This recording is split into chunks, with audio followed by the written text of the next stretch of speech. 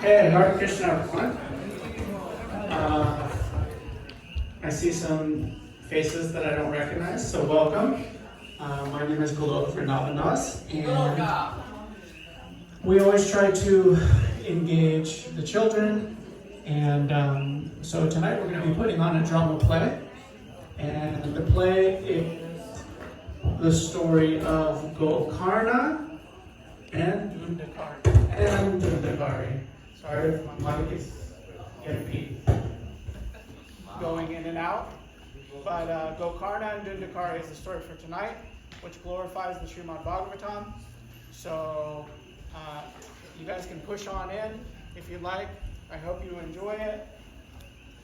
I hope Maharaj enjoys it. He's going to come sit by me. And yeah, so you guys all ready? Okay. So here we go. Thank you again for coming. Thumbs up.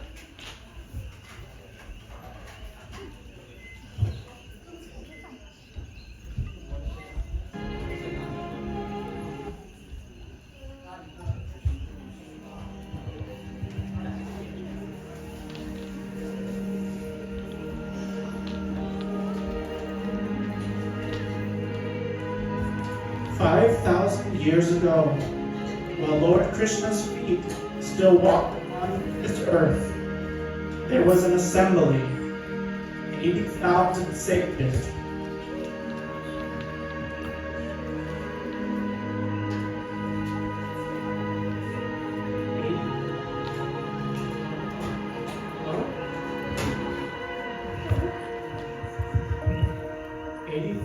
Sages assembled on the banks of the Gomati River in a forest named Naimisaranya.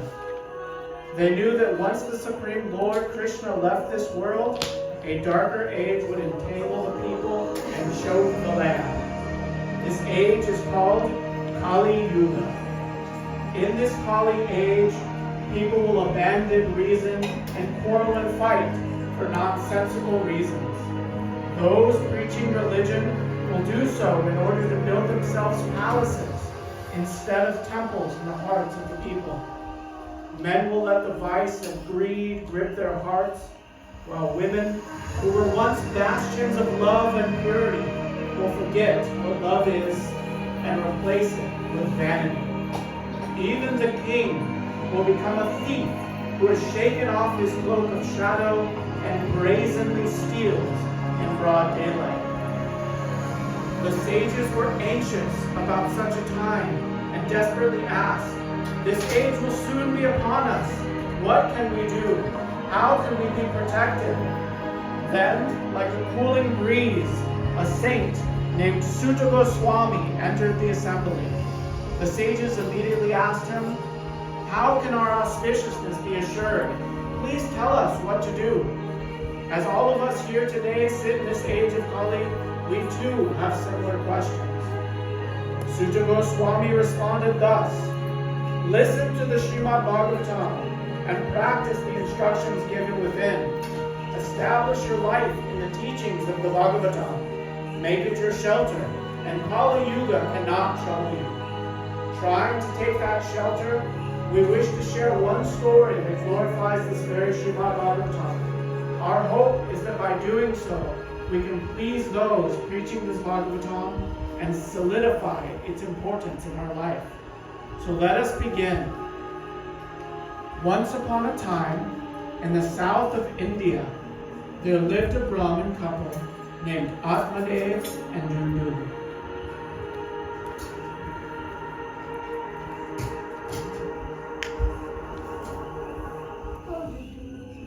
We are past the age of 50 and have no children. Have I not taken care of all of our household needs while you give our money as donation? Do I ever complain? We have lived a busy and fruitful life. Why, husband, would you like to add a burden to that life? Oh, Dudu, children are the truest fruit of a loving relationship. I'm afraid that our relationship is one of dharma, and that love has flown far from its branches. Can we not try to water its parched roots? You, husband, are a good man. A little quest for a child is just not practical at our age. Let us live the remainder of our lives in peace. Forget this lost dream. A man of your age should just enjoy what time you have left. Now, I must get back to my garden. It does not prune itself. What a desert my life has become.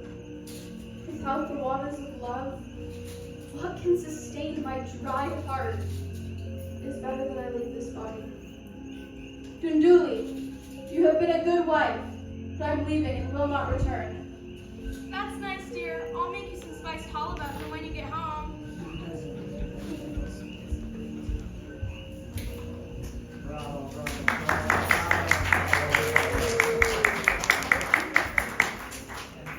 Atmadev, dejected and unhappy, due to not having a child, left his home.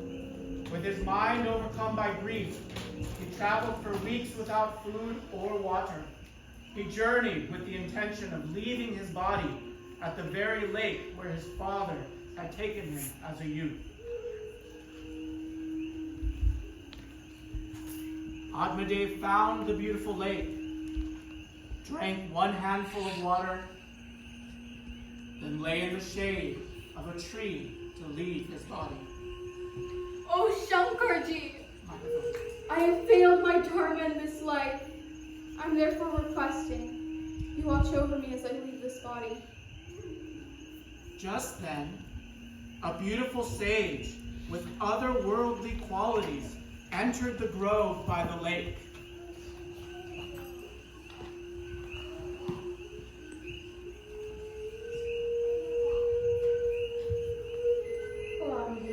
We're very weak. Please, take some more water, and do not give up quite yet. Oh, best Brahman, what great worry is there in your heart causing grief? You know all religious practices, and yet something is tormenting you. Please tell me. Oh, sage, you are so beautiful. You must be the same Shankarji who has come to rid me of this body. My ancestors have all sacrificed so much so that I can live. But I have failed to repay them by having a child to carry on their lineage. My home has no life. It has become like a painted corpse. My cow is barren. My wife, who I once thought would be the receptacle of my love, gives more care and attention to her garden than she ever has to me. I'm therefore requesting you watch over me as I leave this body. Atmadev, I can see your fate written on your forehead. This life was not meant for you to have a child. It was meant for charity and spiritual life. A child will come in your next life. Let this be enough. Fie on my fate! If a child will come in my next life, let me hasten to that time. Or, if you are my Shankarji, change my fate so that I might find peace in this life. Playing with fate is very dangerous. Great kings like Sagara and Chitraketu have suffered from such meddling. I can only predict heartbreak if I grant you this boon. My heart is broken now. Can you not soothe it, even if it only delays the inevitable? Very well. Take this fruit to your wife.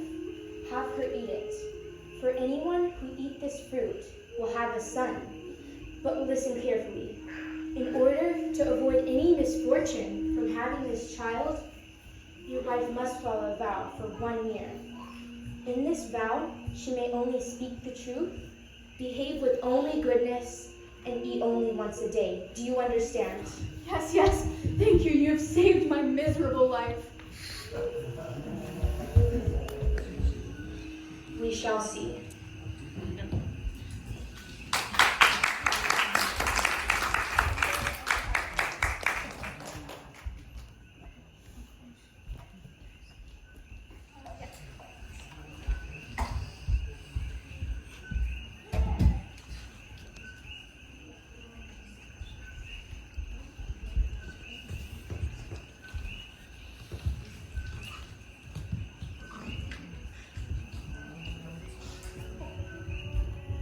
Dunduli, I'm back.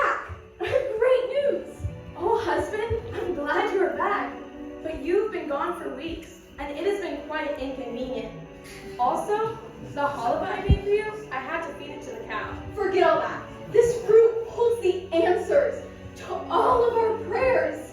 If you eat it, you will be blessed with a child.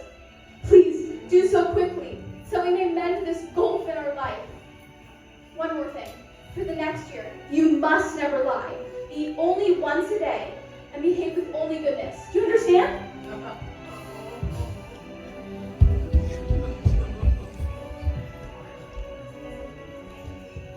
Oh, sister, was that your husband I just heard?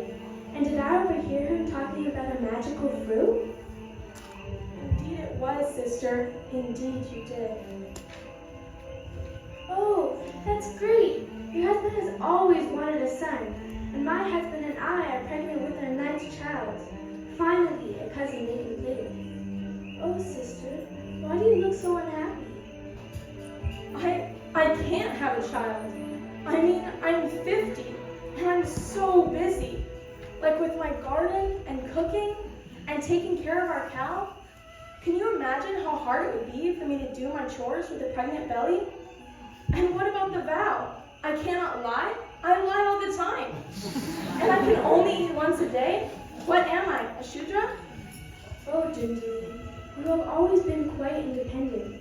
Maybe this is a good opportunity to put that aside and create a bond with your husband and new son. I have a better idea. What if, and hear me out, an anonymous donation finds its way to your house? I know your husband has been struggling to provide for the last few years. What if he never had to work again? You would do that? What's the catch? No catch. You're pregnant, right?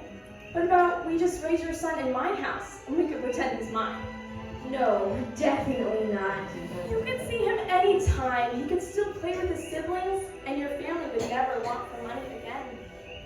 I love you. And as you are my older sister, I will do as you ask. But no, I see only calamity from this plan. What should I do with this? Feed it to the cow for all I care.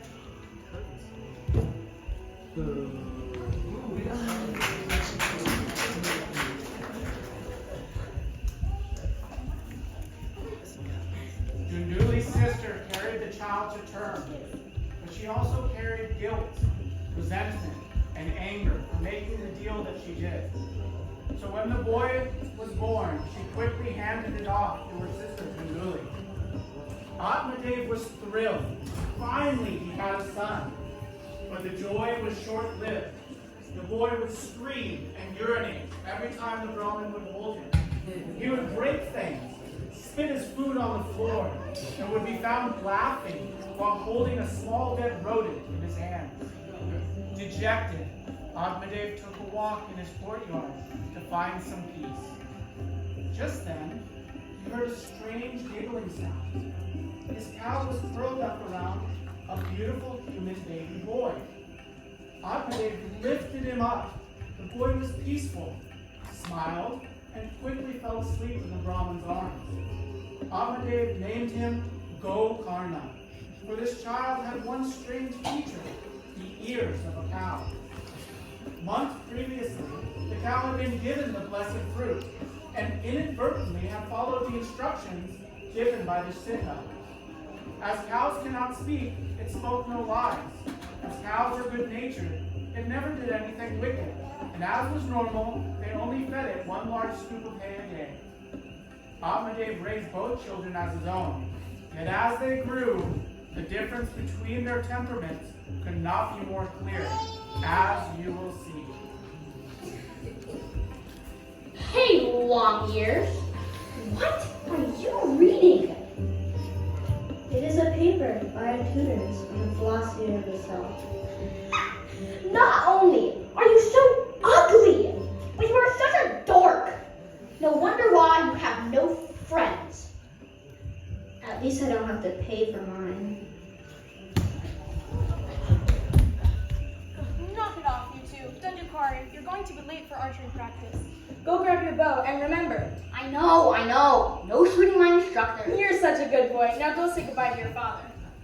Money! Now!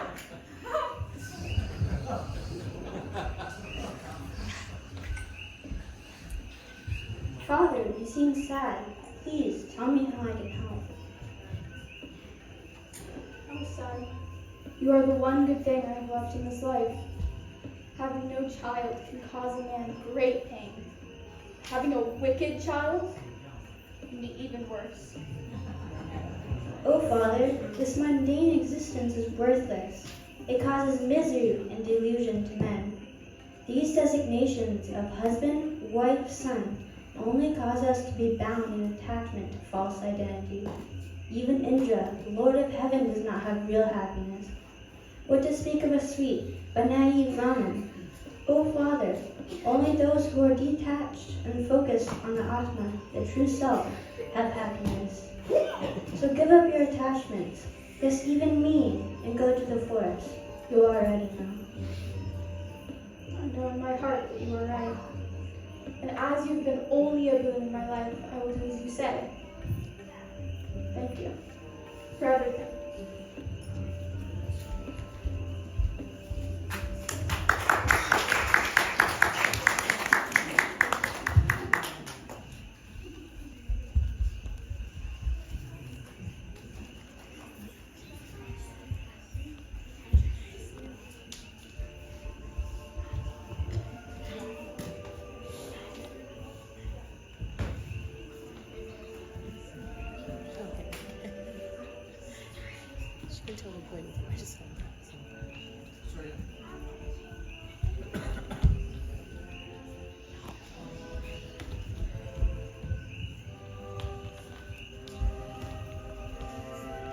Mother, now that Father has been gone for quite a while, I think it is time that I am recognized as the man of the house. I don't know what you mean by that. You are still young, and we don't know if your father. I need you to do two things right now. One, shut your damn mouth. And two, show me where the household money is. And after that, you can go jump in a well for all I care. Dundukari? Sweetums? I don't know what game you're playing, but I don't understand it. Did I stutter? Now go get my money. I want it. You sure are brave, Dundukari. And what are all the things you promised us? Yeah, friend. You promised us nice clothes and nice dreams. No hurry. Let me just go grab some food for us. I promise you'll receive everything you deserve. You really think you need to give us all the things you promised? Not a chance. I mean, who treats their mommy like that? I think you need to intend to slit our throats and rob us in the night. Now they just gonna do all this money. I think we should do him a favor and relieve him of this burden. And relieve him of his life. Good plan. Rockies? Anyone?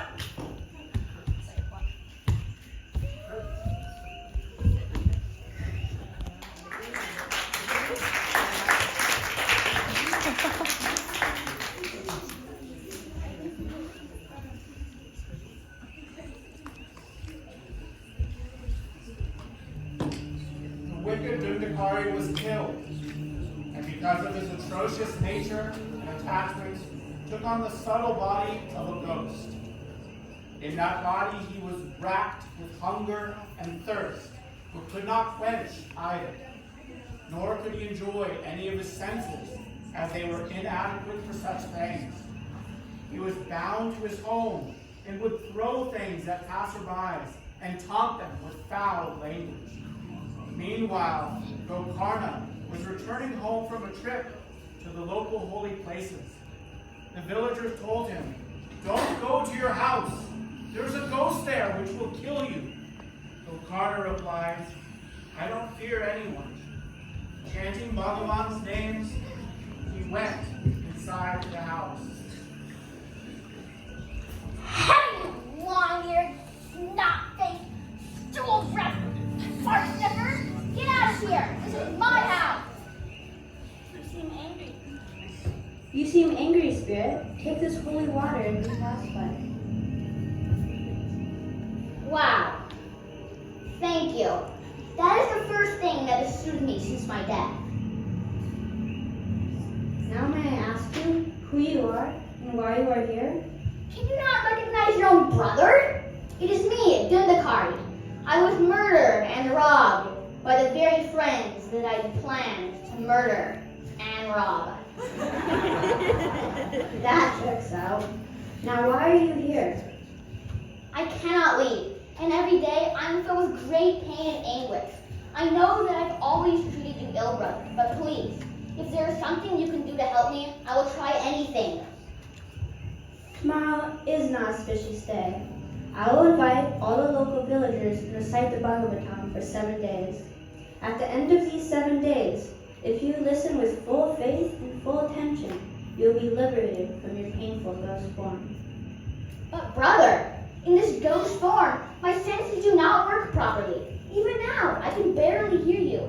How will I be able to listen to your recital? I will place a piece of sacred bamboo here. There's a small place of air in each knot of the bamboo. Recite there, and you'll be able to sit and hear properly for the entire time. Yes, brother, I will. Thank you. And to be honest, I was always kind of jealous of your ears. They are handsome on you.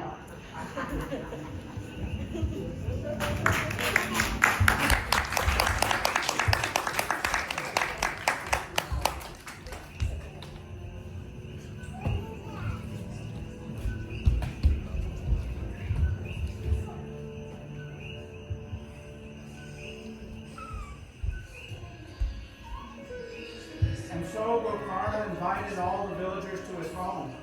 He began reciting the Bhagavatam, while Dundakari resided in the sacred bamboo. After each day, one knot would explode, and Dundakari would move up to the next knot.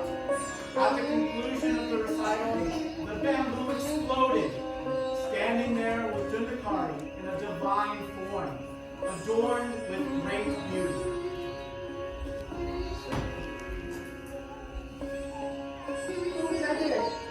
You have kindly freed me from the suffering of this ghost body and wicked temperament.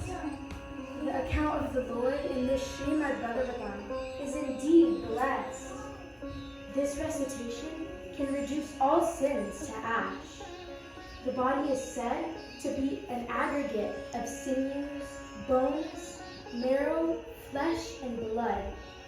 It has so many attachments to this world, which can lead to confusion and ultimately a broken heart.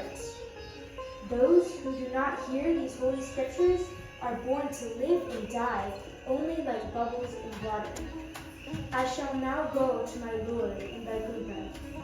All glories to you, O Gokarna, and all glories to this merciful Srimad Bhagavatam.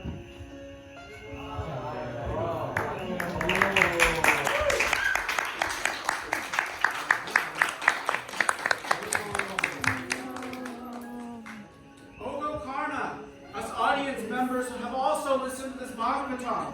Why then are we too not liberated? If we wish to be liberated, we must listen with full faith and full attention. I can only speak for myself to say, though I have faith, my attention was distracted by concern for my brother. Now that we know this, let us try again. Om Namo Bhagavate Vasudevaya. Om Namo Bhagavate Vasudevaya.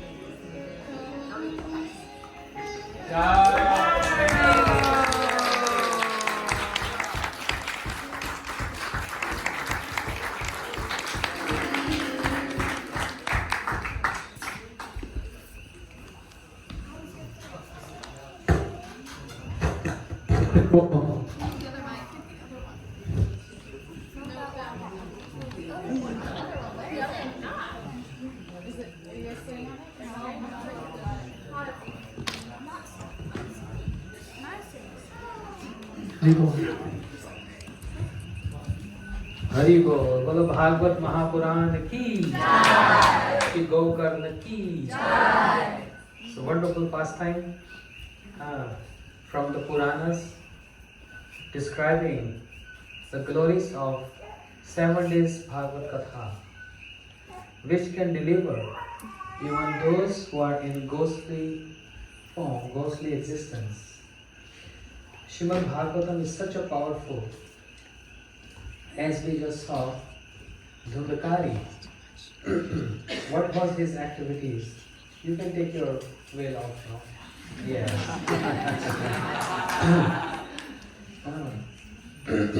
How Dhundakari, he was beating his mother and was having all ill intentions. But what Srimad Bhagavatam can't do, can deliver everyone.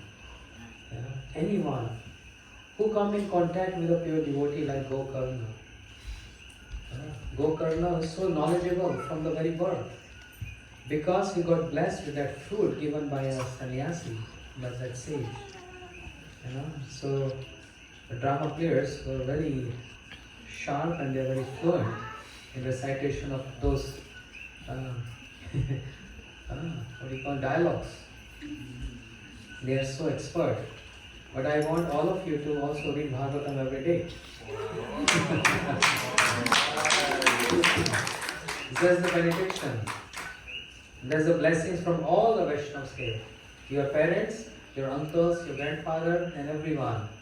All the Vaishnavas, we all requesting, praying to Shri Gurudev to bless all of you so that the meaning and purport of Bhagavatam can come in your heart and every day recite one verse. Because there is some Dhundakari sometimes and most of the time enters in our body too. Not a ghost, but the mood of Dhundakari. So, if we want to be positive all the time, to counteract all the negativities which is around us, which is present in the environment, the best means is to read Srimad Bhagavatam, one verse every day. Yes? And I know you all learned some verses, right? I want to give a surprise to everyone. They just learned. Yes. They learned 2 verses in 2 days. Goodness.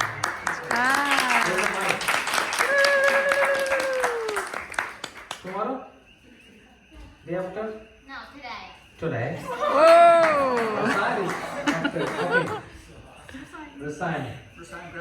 Grab the mic. So because Dhundakari, he heard Srimad Bhagavatam from Gokarna, immediately he learned that. Okay, what you learned from Gokarna? Tell us. Okay. Is the mic on? Yes. Okay. Just say the verses? Yeah. Okay. Aham eva samevagre nanyad yatsara satparam paschadaham yad etacha yorvashisheta swasmyaham Next. Vidhe ardam yat pratiyet nagratiyet chatmani tad vidyaratmano mayam yata vaso yata tamaha. Very good.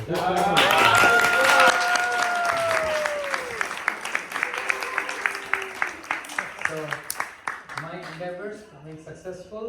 In 2 days, 2 verses. We have 2 more days. And, I want to leave by teaching you Chaturshloki Bhagavatam, the 4 verses of Bhagavatam. If anyone recites those verses, 4 verses every day, that's like equal to recitation of complete 18,000 verses of Bhagavatam.